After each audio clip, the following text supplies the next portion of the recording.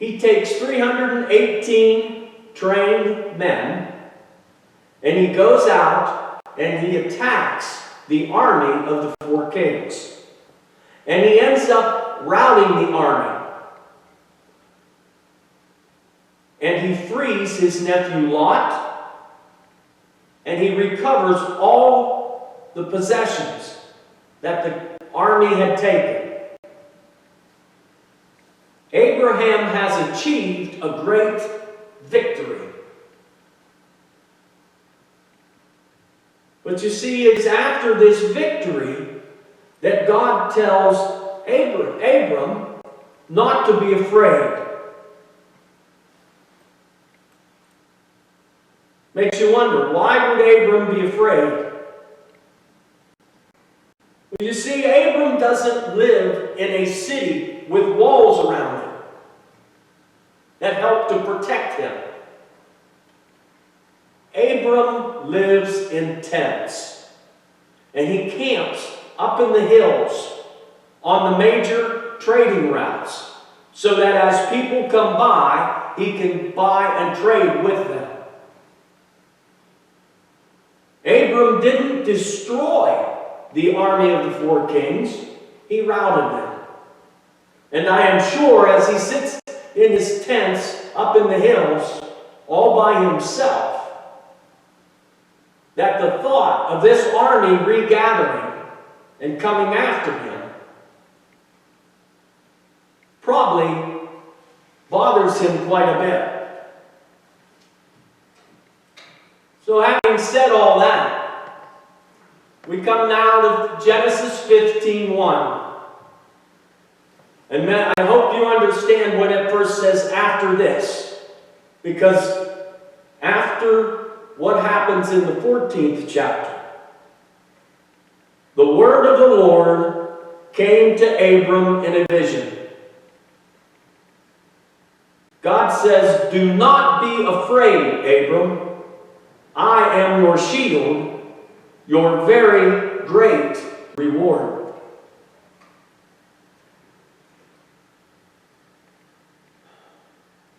So God tells Abram not to be afraid. And the first reason why he says do not be afraid is he tells Abram, I am your shield. So we have to ask, what does it mean to have God as your shield? The first thing it means is that God will protect you from your enemies. One of the things that fear can stop you and me, all of us, from doing is witnessing for Jesus Christ. We can be afraid because as we tell people about Jesus Christ, we know that there are certain people who are not going to accept it, who will get mad, who may shun us, who may want nothing to do with us. And we don't want to make enemies, right? But we also have to realize the truth. Because it is true that there are people, and the Bible tells us, that will not accept the gospel of Jesus Christ. But as Christians, we need to fight through that fear and tell people what Jesus has done for us.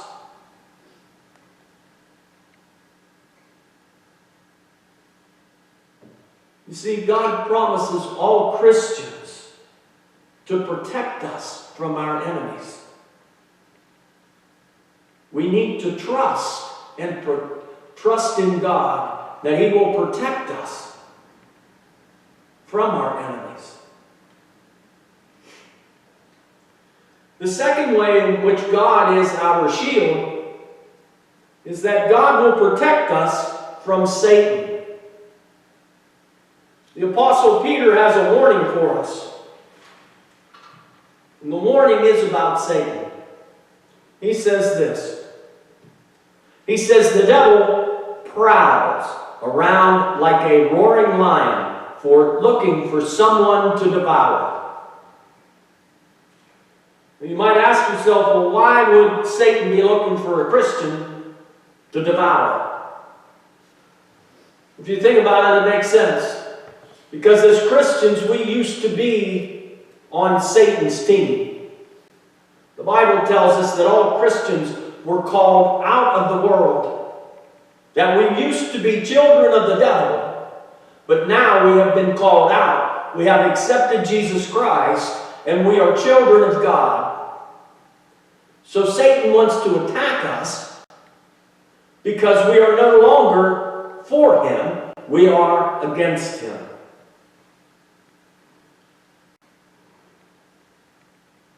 The Bible tells us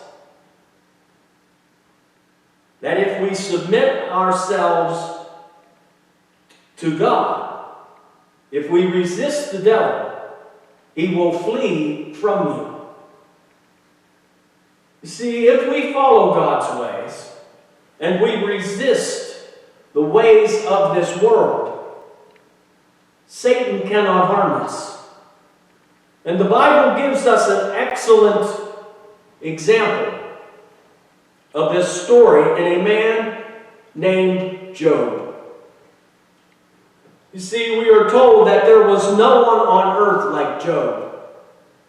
God says this about Job. He says, Job is blameless and upright, a man who fears God and shuns evil. Briefly, the story about Job is a story that tells about how Satan tells God that if God would allow Satan to take away all Job's children and all his possessions, that Job would curse God to his face. So God tells Satan to go ahead, but he's not allowed to touch Job. And Satan kills Job's children. He takes all his possessions. And yet Job does not sin against God. So when Job does not sin against God, Satan tells God if he would allow Satan to touch Job, touch his body, that Job would curse God to his face. So God allows Satan to touch Job's body, but he cannot take Job's life. And again, Job does not sin against God. The point I am trying to make here is that God has placed a hedge, or in today's language, a force field, if you will, around Job. And Satan can do nothing to Job unless God allows it. And it's interesting because it is Satan himself who admits this. Satan says, have you not put a hedge around him and his household and everything he has? You see, if you are a Christian, God has put a hedge or force field around you also. That is why it is so important to submit to God. When we submit to God, we are resisting the devil. And the devil must flee because God is our shield against him. Now, the third way in which God is our shield for all Christians is he is our shield against temptations.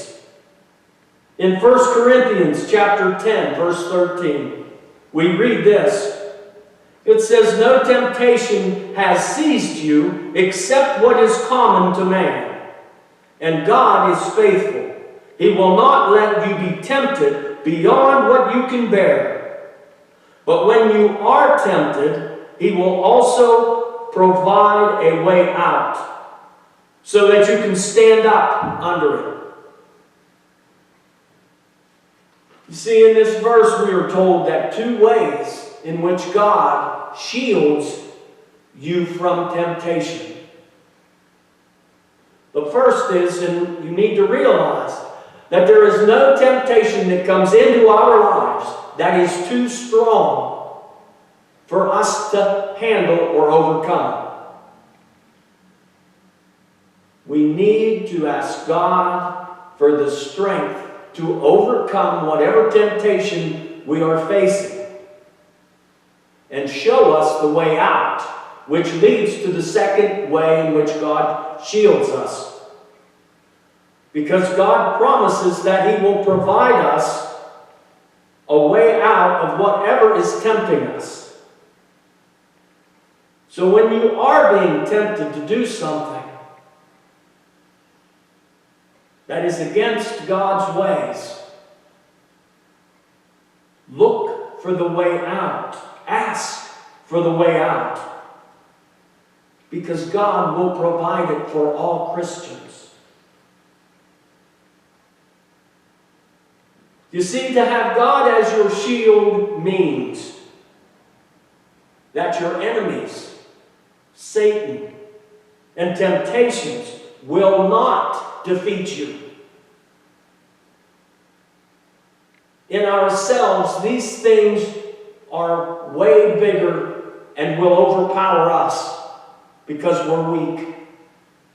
But we do not face our enemies, Satan, or our temptations alone. We are Christians. God is with us. He is the sovereign God of all creation. And He is protecting you and me. And He will not let more come into our lives than we can handle. We need to trust in His almighty power. The second thing that God tells Abram, and He tells all Christians, is that I am your very great reward. What does that mean? God is your very great reward.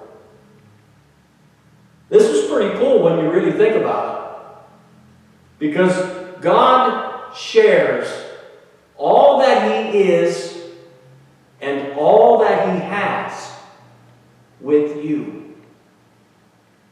In Romans 8, verse 17, we read this.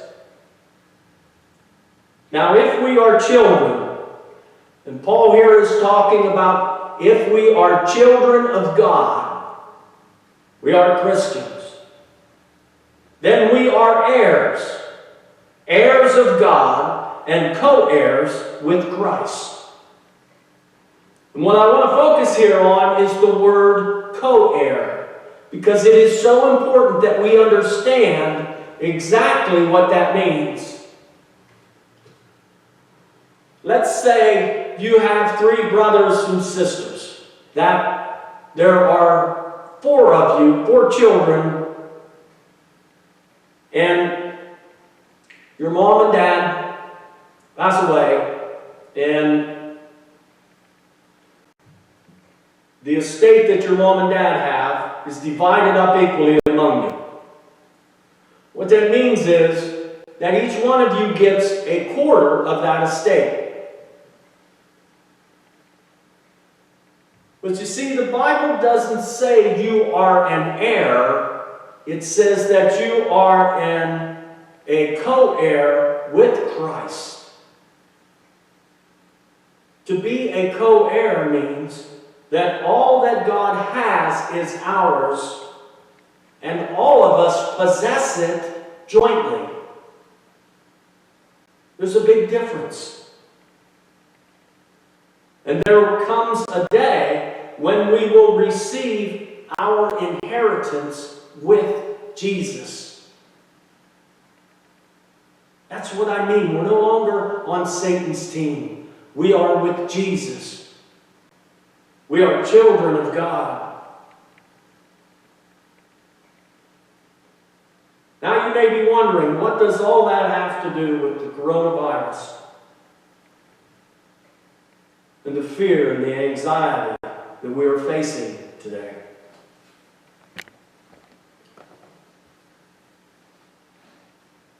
Let me say, number one, that if you have accepted Jesus Christ as your Lord and Savior, that you do not face these fears and these anxieties alone. God is with you every day, every step of the way. Yet, I am not saying that in this life you will not face hard times and adversity. It's not what I'm saying. In fact, that's what Jesus said as well. Jesus said this, he said, I have told you these things so that in me you may have peace. In this world you will have trouble, but take heart, for I have overcome the world. You see, as Christians, we're not guaranteed that we will not get some kind of virus or sickness. As Christians, we're not guaranteed that we will not have to make tough choices and make tough decisions. In fact, if you are a Christian, you can be sure, or you can be guaranteed, that you are going to have to make tough decisions and that tough times are coming.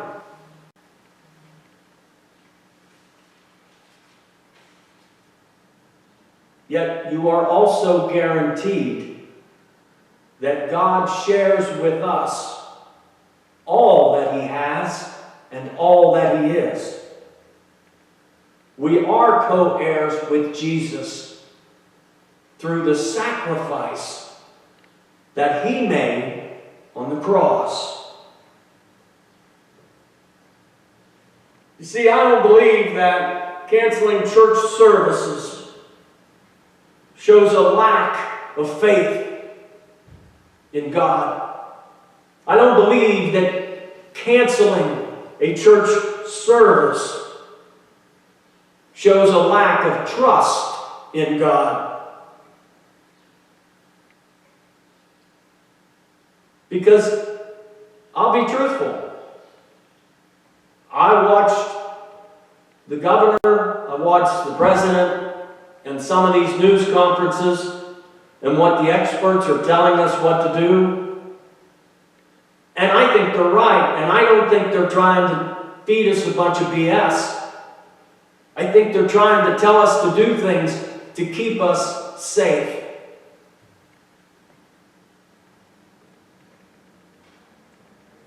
And as I